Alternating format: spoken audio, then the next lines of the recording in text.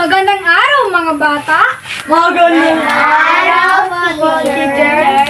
Okay, bago natin simulan ang ating panibagong aralin sa araw na ito, maaari bang magsitayo ang lahat para sa ating panalangin? Maaari ko bang tawagin si Emmy Shane para simulan ang ating panalangin? Father, the Son, the Holy Spirit. Amen. O God Almighty, behold us, thy loving children, offering thee today our work and studies. Help us, dear Lord, to be obedient to our teachers, kind to our companions, diligent to our studies, that we may merit thy blessings for ourselves, for our schools, and for having country that it is. Amen. Magandang araw mga bata! Magandang araw po, teacher. Kamusta kayong lahat? Okay lang po. Mabuti naman kung ganon. Ako nga pala si Binibining Cassandra, ang magiging teacher nyo sa araw na ito. Bago kayo magsiupo sa inyong mga upuan, pulutin muna ang mga basura na nakakalat sa inyong paligid at umupo na. Okay.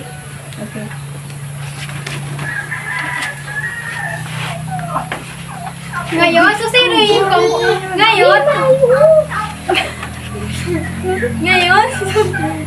susuriin ko kung sino ang liban sa ating klase. Kapag narinig nyo ang inyong pangalan, ang sasabihin nyo lamang ay narito po, teacher. Maliwanag ba? Opo, teacher. LJ? Narito po, teacher. Ella? Narito po, teacher. Lia? Narito po, teacher. Emmy Shane? Narito po, teacher. Temon? Narito po, teacher. Justin? Narito po, teacher. Okay, walang liban sa ating klase. Ngayon, ano nakikita nyo sa inyong harapan? Isda, teacher! Ano pa? Prutas, teacher. Ano pa? Bukid, teacher. Ano pa? Maliwan sa bukid. Minero, teacher. Wala na. So, ang apat na pangkat na ito ay magsisilbing reward chart ninyo. Ang gagawin nyo lamang ay patabihan ng ilalagay na isda, prutas, palay, at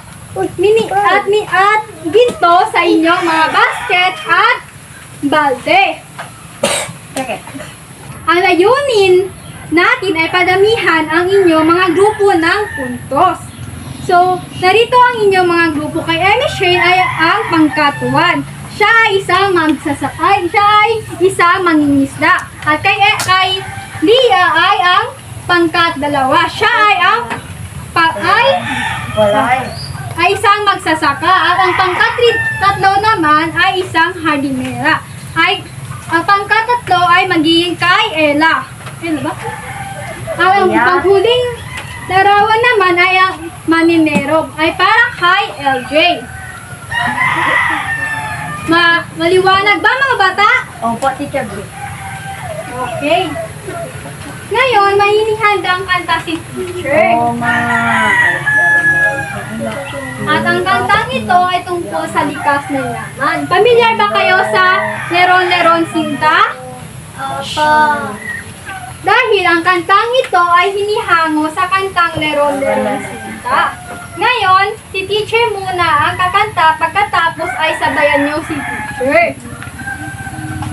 Bundok at kagubatan, tubig na malinaw, hangin na sariwa, lupa'y masagana, ingatan at alagaan, likas na yaman, para sa kinabukasan ng buong bayan. Maliwanag ba mga bata? Opo, teacher. Ngayon, sabayan nyo si teacher. 1, 2, 3, go! Bundok at kagubatan, tubig na malinaw, hangin na sariwa, lupa'y masagana, ingatan at alagaan, likas na yaman, para sa kinabukasan ng buong bayan. Mahusay. Bigyan natin ang ating sarili ng 3 bagsak. 1, 2, 3. Ngayon, magkakaroon tayo ng isang aktibidad upang mas maunawaan ninyo ang ating mga likas na yaman. Ang iyong gagawin ay pagkabukod-bukurin ang mga larawan ng likas na yaman at ilagay ito sa mga tamang kahon na may label na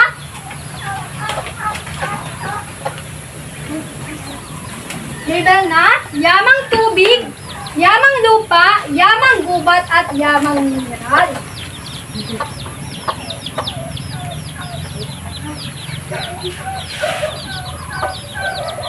Ano ang nakikita nyo sa yamang tubig? Yes, LJ?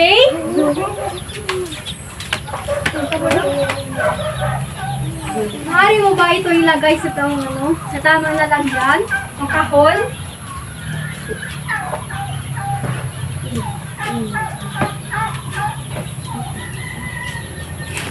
Okay.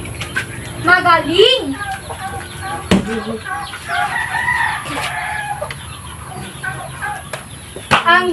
Ang crab at ang isda ay isang yamang tubig. Para naman sa yamang lupa, ano ang nakikita niyo sa yamang lupa? Yes, Shane?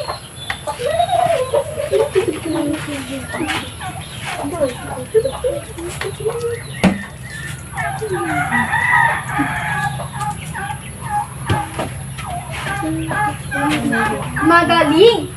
Ang palay at ang gulay ay isang yamang lupa dahil ito ay tumutulong sa ating pangkabuhayan.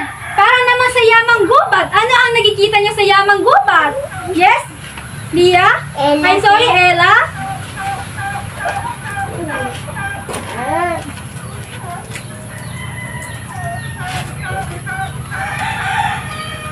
Tama! Ang yamang gubat ay ang tashi at ang unggoy. Ito ang mga nakikita natin sa mga gubat. Para naman sa panghuling label na yamang mineral, ano ang nakikita nyo? Lia. Yes, Lia?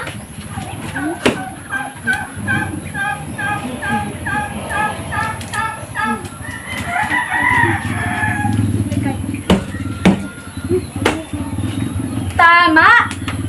Ang bato at ang ginto ay isang yamang mineral dahil ito ang pinakamahalagang likas na yaman sa ating bansa. So ang lahat ng sagot ninyo ay tama. Kaya bigyan natin ang ating sarili ng very good luck. Alam nyo ba yun, mga bata? Hindi po, teacher. Okay. Ngayon, gagawin muna ni teacher pagkatapos kayo. 1, 2, 3. 1, 2, 3. Very good, very good, very good. Sabayan niyo ako, mga bata.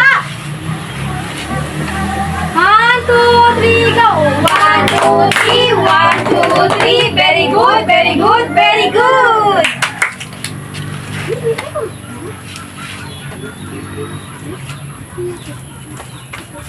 Naintindihan ba ang ating aktibidad, mga bata? Opo, teacher. Batay sa inyong sagot sa ating aktibidad para sa unang larawan. Ito ba ay isang yamang tubig? Ang isda ba at ang alimango ay isang yamang tubig? Opo, teacher. Mahusay. Ang alimango at ang isda ay isang yamang tubig dahil ito ay nagsisilbing pagkain natin. Para naman sa yamang lupa, ang pagpapalay ba at pagtatanim ay isang yamang lupa? Opo, teacher. Tama. Ang pagpapalay at ang pagtatanim ay isang yamang lupa dahil ito ay tumutulong sa ating pangkabuhayan. Para naman sa yamang gubat, ano pa ang mga nakikita niyo sa yamang gubat bukod sa tashi at unggoy? Yes, LJ? Kalabaw. Tama.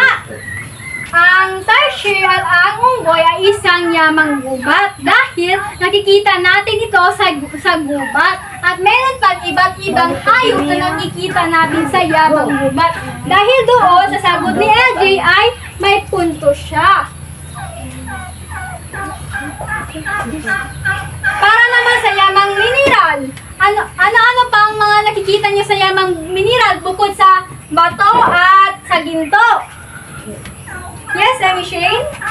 Silver. Tama. Ang silver at ang ginto at ang mga bato ay nagsisilbing bilang isang yamang mineral dahil ito ang mga pinakamahalagang likas na yaman sa ating bansa. Naintindihan ba ang ang ating pagsusuri, mga bata? Opo, teacher. Magaling! Dahil dyan, bigyan niyo ang inyong mga sarili ng 3 baksak. Okay. Ngayon, dadayon naman tayo sa ating talakayin. Ang tatalakayin natin ay patungkol sa wastong pangasiwa sa likas na yaman. Likas na yaman. Meron tayong iba't ibang mga likas na yaman sa ating wag maingay mga bata. Dahil dyan, meron tayong iba't ibang likas na yaman sa ating bansa. Tulad na lamang ng yamang tubig, yamang lupa, at yamang gubat, at yamang mineral. Dahil dyan, ang tatalakayin natin ay tungkol sa yamang tubig.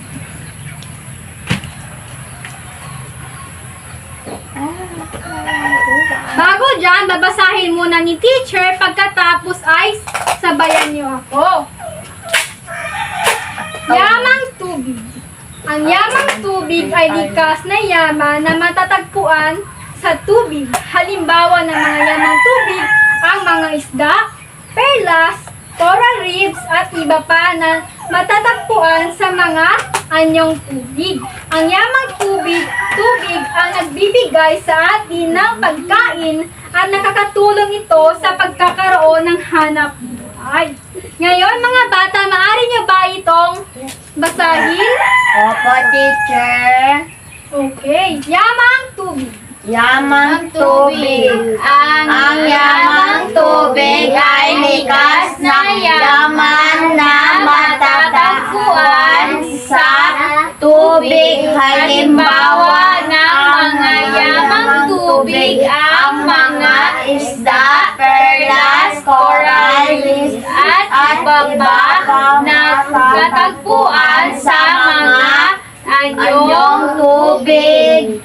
Ang yamang tubig ay nagbibigay sa atin ng pagkain at nakakatulong ito sa pagkakaroon ng hanap buhay.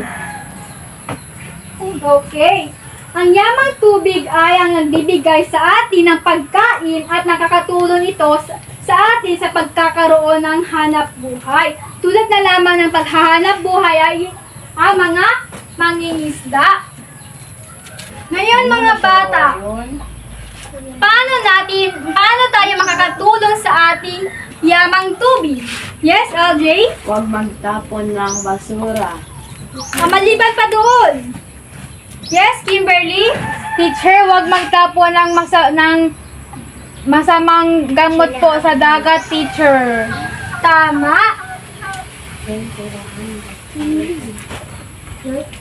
Tama. Ang pagtatapo ng basura at ang pagtatapo ng mga gamot na hindi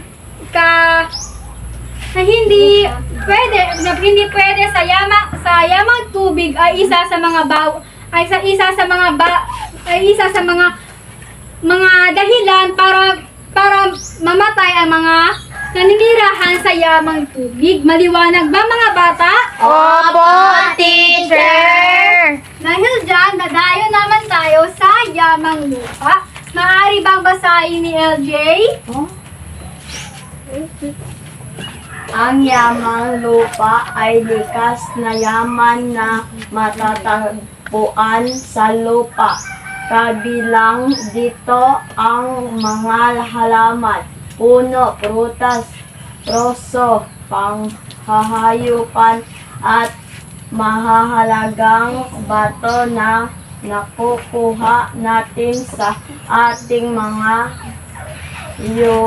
yungip. Okay, thank you LJ.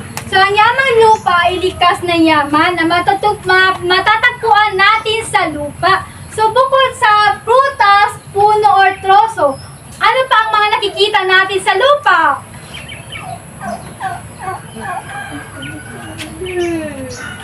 Teacher, Yes, Kimberly? mga halaman, teacher. Bukod pa doon, ano pa ang nakikita niya sa lupa? Yes, Amy Shane? Mga puno po, teacher. Tama. Ang mga halimbawa ninyo ay nakikita sa yamang lupa. Tulad na lamang ng mga pagtatanim, pag-aanihan, ng mga prutas, or pagroroso at mga panghayupan ang mahalagang bato na nakuha natin sa ating mga unit. At ito ay ang pinakamahalagang likas na yaman sa ating bansa. Maliwanag ba, mga bata? Opo, teacher. Ngayon, dadayo naman tayo sa yamang gubat. Maaari ba itong basahin ni Amy Shane? Isa ang kagubatan sa uri ng lupa na nagbibigay ng iba't ibang uri ng likas na yaman. Ang gubat ay tahanan ng ibon, hayop, halaman, kahoy, at iba pang yaman. Karamihan sa likas na yaman dito Dito ay nanggaling sa mga puno na ginawa ng punong kahoy na ginagamit sa pagpapatayo ng bahay. So, ang yamang gubat ay ang tahanan ng mga hayop, ibon, halaman, at kahoy, at iba pang yaman. So, paano natin mapapatayo ang bahay kung hindi natin gagamitin ang mga puno? Di ba ang mga ibang tao ay nagpuputol sila ng mga puno para gumawa ng punong kahoy. So, paano natin mapahalagahan ang ating yamang gubat? Teacher, Yes, Kimberly? wag magputol ng maraming puno, teacher, dun sa bundok, teacher. Kasi kapag magputol tayo ng maraming puno sa bundok, teacher, magkakaroon tayo ng landslide, teacher. Tama. Dahil ang pagpuputol ng maraming puno ay nagkoko siya ng landslide. Maliwanag ba ang yamang gubat para sa inyo, mga bata? Opo, teacher. Ngayon, dadako naman tayo sa Opo, teacher. pinakamahalagang likas na yaman. Opo, teacher.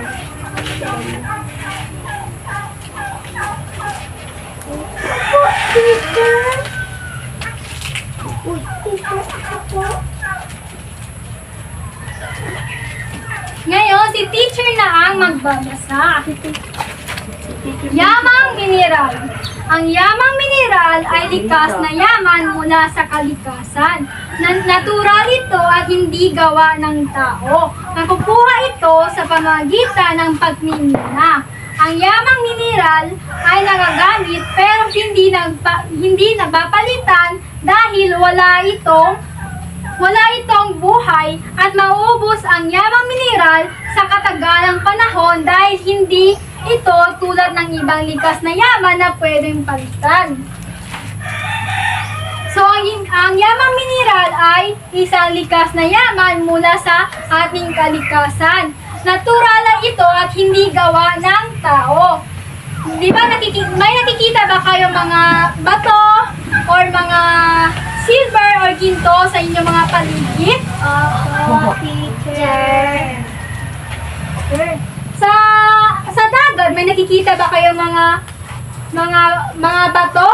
Opo, teacher. Okay. Parang para sa relo. Pwede din yung sa relo, isa siyang yamang mineral dahil yung relo, di ba, may mga silver at may mga gold. Tama ba? Opo, teacher. Okay.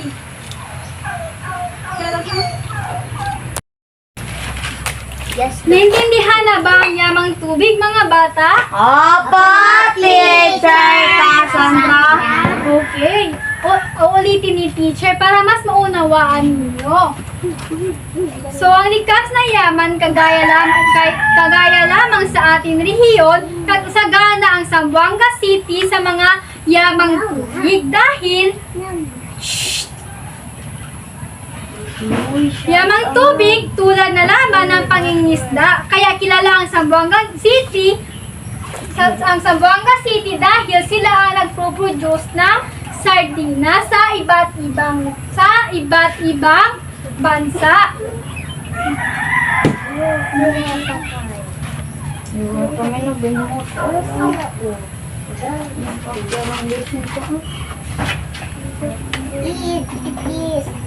Ano kaya anong sardinas na nakikita niyo? Kain na ba kayo ng sardinas? Okay mga bata, nakakain na ba kayo ng sardinas? Opo, Teacher. May maanghang ba? Opo, Teacher. Anong brand ng mga sardinas? Sardinas. Mega. Omega. Sardinas. Tama. Ngayon, ang yamang lupa. Ano ang makikita niyo ulit sa yamang lupa? Prutas, teacher. Bukod sa prutas. Gulay. Gulay. Palay po, Teacher. Tama. Yung palay ay isang yamang lupa dahil ito ay nagbibigay sa atin ng hanap buhay. Kasi paano tayo makakain kung walang palay, kung walang bigas, di ba? Opo, Teacher. Tama. Ngayon, yung yamang gubat. Ano ang mga iba't ibang nakikita niyong hayop sa yamang gubat? Eagle po, Teacher. Ano pa? Puno po, Teacher. Tama. Ang puno ay isang yamang gubat dahil ito ay pinakamahalaga dahil ginagawa natin itong punong kahoy. At ito rin nagpapatayo sa ating mga bahay. Sa yamang mineral naman, ano nakikita ninyo? Mga gold po, Teacher. Bukod sa gold, Silver. ano pa? Rock. Rock, tama. Lahat ng mga sinabi nyo ay tama. Kaya bigyan nyo ang inyong mga sarili ng very good clap ni Aling Jonisha. Alam nyo ba yun? Hindi po, Teacher. Okay, ganito lamang yung mga bata. 1, 2, 3, 1, 2, 3. Very good, very good, very good. Okay, maaari bang masitayo ang lahat? Opo, Teacher. Okay. 1, 2, 3, go! 1, 2, 3, 1, 2, 3. Very good, very good, very good. Okay, magsiupo na lahat. Ngayon, dadayo naman tayo sa mga wastong pangangasiwa ng yamang tubig, yamang lupa, yamang gubat, at yamang mineral. Ngayon, dadako naman tayo sa mga wastong pangangasiwa sa likas na yaman, ang yamang tubig. Tanggalin na muna ito ng picture, para hindi na mahuli. Ngayon mga bata, maaari nyo ba itong basahin? Ako po, number 1, Teacher. Lahat na, sabay-sabay na lang kayo. 1, 2, 3, go! Bastong pangangasiwa sa yamang tubig. Paggamit ng lambat na may katamang butas. Number 2, Pagbawal sa pagtapon ng basura sa ilog, dagat, lawa at sapa. Number 3, Pagtanim ng mga bawal sa mga nakatiwawang na ilog at sapa.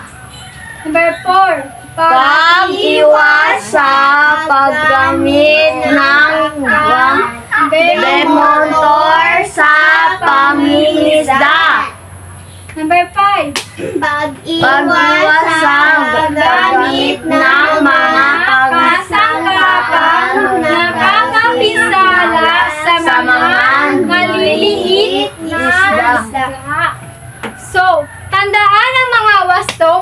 pangasiwa sa yamang tubig. Dahil ang yamang tubig ang nagbibigay sa atin ng pagkain at nagkakatulong ito sa ating pangkabuhayan. Ngayon, dadako naman tayo sa wastong pangasiwa sa yamang lupa. Ano po yung teacher? Maaari babasa, si teacher na lang ang magbabasa. Wastong pangangasiwa sa yamang lupa. Pagbabawas sa pagsusunog ng mga tuyong punong kahoy. Pagyamanin ang kagubatan sa pamamagitan ng pagtatanim ng mga puno. Shh! Wag maingay mga bata. Pagpapalit ng pananim upang makatulong sa pagpapanatili sa katabaan ng lupa. Muli pagtatanim ng mga puno upang mapigilan sa pagbuho ng lupa. And the last is paggawa ng compost pit mula sa mga nabubulok na dahon at dumi ng hayop bilang pataba ng lupa. So, tandaan ang mga wastong pangangasiwa sa yamang lupa dahil ito ang pangunahing hanap buhay tulad ng pagsasaka, pagkakanim, at halos lahat ng pangangailangan ay ibinibigay ng lupa at ito ay tirahin ng mga tao at ng maging ng mga hayop at ang mga halaman.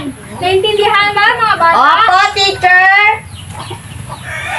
Ngayon, dadayon naman tayo sa mga wastong pangasiwa sa yamang gubat. Maaari ba itong basahin ni LJ? Maaari ka bang tumayo? Mga agap, wastong pangasiwa Sa yamang gubat. Maagap na pagtatanim sa mga nakakalbo o tiwang na gubat. Number 2, pagpipigil sa gawaing pagkakaingin. Number 3, pagpuputol ng punong may sapat na bulang lamang. Number 4, pagtatanim ay ng punlang puno bilang kahalili ng pinutol na puno. Number 5, Pag-iwas sa paggamit ng mga kasangkapang napipinsala sa mga maliit na isa. maraming salamat LJ.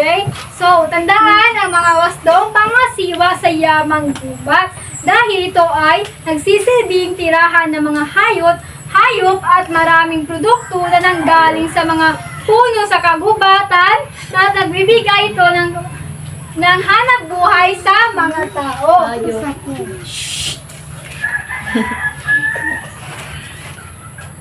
May say na po, teacher. Ngayon, dadako naman tayo sa panghuling Wastong pangasiwa sa yamang mineral. Si teacher na lang ang magbabasa. Wastong pangasiwa sa yamang mineral. Pahalagaan ang mga mineral na di metal. Pag-iingat sa pagkasira ng lupang minahan, paggamit ng wasto sa mga mineral na metal, at pagkontrol sa polusyon na naidulot ng pagmimina at pag-aaral sa makabago at siyentipikong pamamaraan sa pagmimina sa bansa. So, kailangan nating tandaan ang mga wastong pangangasiwa sa yamang mineral dahil ang ito ay isa sa mga pinakamahalagang likas na yaman sa ating bansa. Kaya kailangan natin itong mapangalaan at maprotektahan sa mga mapang-abusong tao. Naintindihan na ba mga bata ang mga wastong pangasiwa ng yamang tubig, lupa, gubat at mineral? Opo, teacher! Ngayon, may inihanda si teacher Ano na po yung teacher? inyong Mate ay aktibidad. palibag. Wait, pwede kitang gano'n. 3. Sa date kasi. Teacher, wala mo Bigat. Ngayon, bibigyan ko kayo ng pangkat ng gawain. Makinig na mabuti kay teacher. Nang sa ganun, alam ninyo ang mga gagawin ninyo. Maliwanag ba? Opo, teacher! So, ang bawat pangkat ay magbubuo ng malaking bilog. Tandaan, ang bawat miyembro ng pangkat ay kailangan magtulungan para matapos ninyo ang inyong gawain. Maaari na kayo magbuo ng malaking bilog, mga bata, nang walang ingay. Tapos na ba? Opo, teacher. Okay, ngayon, meron akong apat na sobre na naglalaman ng malaking na mahabang bond paper at mga crayola. So, narito ang panuto. So, batay sa ating talakayan patungkol sa wastong pangasiwa sa likas na yaman, kayo ay gagawa ng simpleng poster na nagpapakita ng wastong pangasiwa sa likas na yaman. Maliwanag ba, mga bata? Opo, teacher!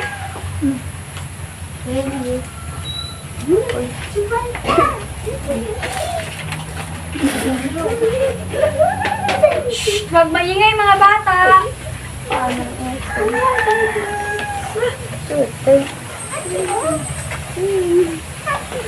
Tapos na ba, mga bata?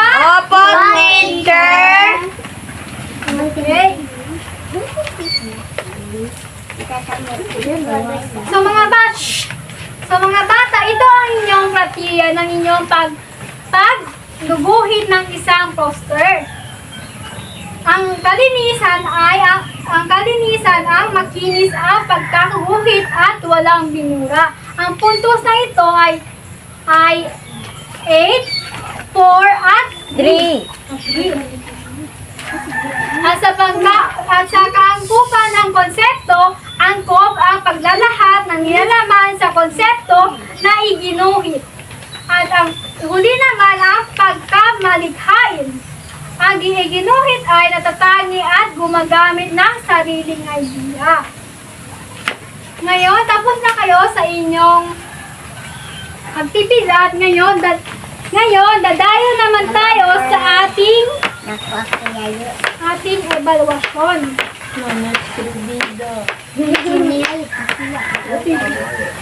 Huwag maingay, mga bata. Opo, teacher. Maaari ko ba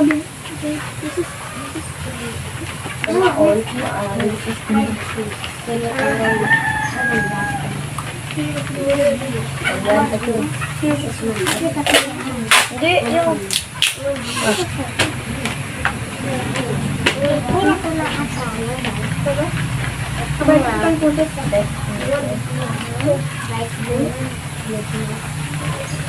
Teacher, ang tagal man, teacher.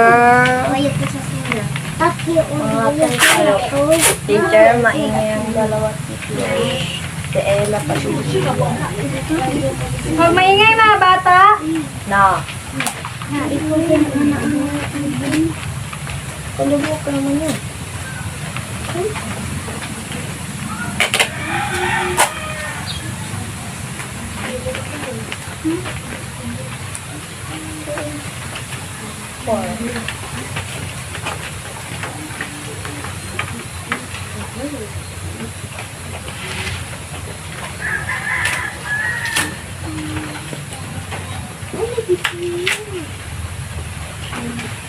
Wala, ang dami mga teacher. Dali, sulat naman, teacher. Jump. Sit down.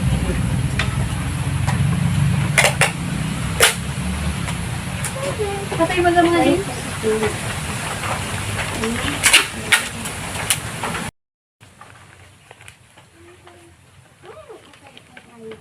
Ngayon, kunin nyo ang inyong kalahating papel at sagutin ito ng 2 minuto. Kunin nyo na inyong papel, mga bata. Narito ang pagluto. Basahin na mabuti ang bawat tanong at piliin ng titik ng tamang sagot at isulat pagkatapos ang numero. Maaari na kayong magsimula, mga bata. Tapos na ba, mga bata? Opo, teacher. Ngayon, ating sasagutin ang mga tanong dito. So, number 1, ano ang dapat gawin sa ating likas na yaman? A. Hahayaan lang. B. Baliwalain at hindi na makikialam. C. Pangasiwaan ng tama at mabuti. D. Paubaya ang pangasiwa sa mga kapangyarihan. Ano ang sagot sa number 1? Yes, Ellie Shane? C. Tama. Ang kailangan nating gawin sa ating likas na yaman ay pangasiwaan ng mabuti at tama. Para naman sa number 2, ang mga sumusunod ay mga paraan upang mapangalagaan ang yamang tubig maliban sa isa. Ang sagot dito ay letter D.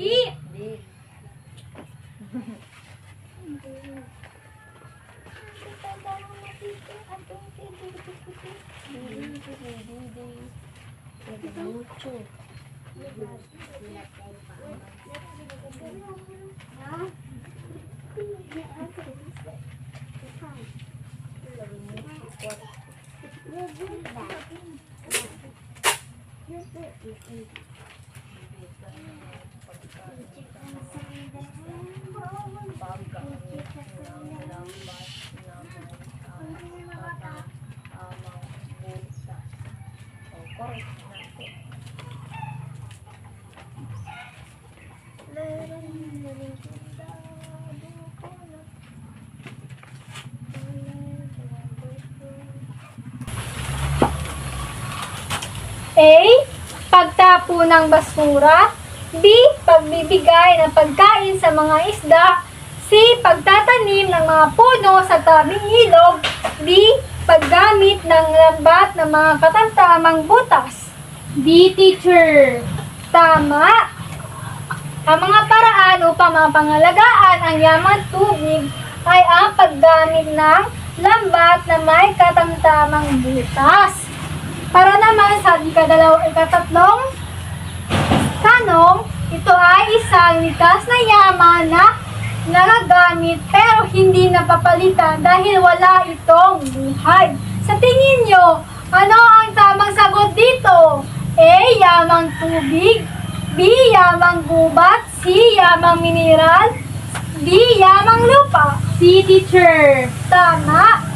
Isa sa mga likas na yaman na nagagamit pero hindi napapalitan dahil wala itong buhay ay ang yamang mineral. Para naman sa ika-4 na tanong, ito ay tumutukoy sa bilang ng tao o pangkat mayroon kakayahan na maghanap buhay upang mapaunlad ang sarili at ang lupa ng kanyang kinabibilangan. Sa tingin nyo, ano sa palagay ang tamang sagot dito? A. Yamang tao. B. Yamang mineral. C. Yamang tubig. O D. Yamang lupa. D. Teacher. Tama. Ang sagot dito ay yamang lupa. Dahil ito ay may kakayahan na maghanap buhay upang mapaunlad ang sarili at ang lupa na kanyang kinabibilangan. At ang panghuling tanong naman, ito ay mga katubigan kung saan makakakita ng mga kayamanan tulad ng isda, korales at iba pang lamang dagat. Ano sa tingin niyo ang tamang sagot dito? A. Yamang tao. B. Yamang mineral. C. Yamang tubig. D. Yamang lupa. Yamang mineral, teacher. Mali. Ang tamang sagot dito ay yamang tubig. Kas dahil ito ay ang mga katubigan kung saan makakita ng mga kayamanan tulad ng isda, korales at iba pang lamang dagat. Para naman sa ikalawang pagsusulit, narito ang panuto. Basahin na mabuti ang bawat pahayag at tukuyin kung tama o mali ito sa puwang na ibinigay ng bago ang item. Maaari na kayo magsimula mga bata? Tapos na ba mga bata? Opo, teacher. Ngayon, sasagutin natin ang mga tanong dito sa ating pagsusulit. Magtapon ng basura sa dagat. Sa tingin nyo, ito ay tama o mali? Mali, teacher. Tama, ang pagtapon ng basura sa dagat ay ang maling gawain. Para naman sa ikadalawa, pagtanim ng mga gulay. Tama, teacher. Tama, ang pagtatanim ng mga gulay ay tamang gawain. Para naman sa ikatatlong tanong, pumatay ng mga hayop sa gubat. Tama, teacher. Mali, ang sagot mo ay mali dahil ang pagpatay ng mga hayop sa gubat ay ang maling gawain. Para naman sa pang-apat na tanong, pagputo ng mga puno. Mali, teacher. Tama, ang pagputo ng mga puno ay ang maling gawain dahil nagkokpose ito ng last light at iba pa. Para naman sa panghuling sa tanong, pagtanim ng mga puno. Tama, teacher. Tama, ang pagtatanim ng mga puno ay isa sa mga halimbawa ng mga pangangalaga at pangalaga sa ating likas na yaman. May naintindihan ba mga bata? Opo, teacher. Ngayon, kunin nyo ang inyong kwaderno at sulatin ito. Para sa inyong tandang aralin. Panuto, gumupit ng mga larawan sa dyaryo na nagpapakita ng wastong pangasiwa sa mga likas na yaman at sagutin ang tanong na bakit mo maituring na wastong pangasiwa sa mga likas na yaman ang mga nadikit na larawan. Idikit ito sa isang malinis na papel at inyo itong ipasa sa Miyerkules. Naiintindihan ba mga bata? Opo, teacher. Ngayon, bibilangin natin ang iyong mga puntos. Mamaya ngayon mga bata. Para sa pangkat isa, may nakakuha sila ng 1, 2, 3, 4. Para naman sa ikadalawang pangkat, mayroon silang 3 puntos. At para naman sa pangtatlong pangkat, mayroon silang 1, 2, 3, 4. At para naman sa panghuling pangkat ay mayroon silang puntos na 1, 2, 3, 4. Ang nanalo sa ating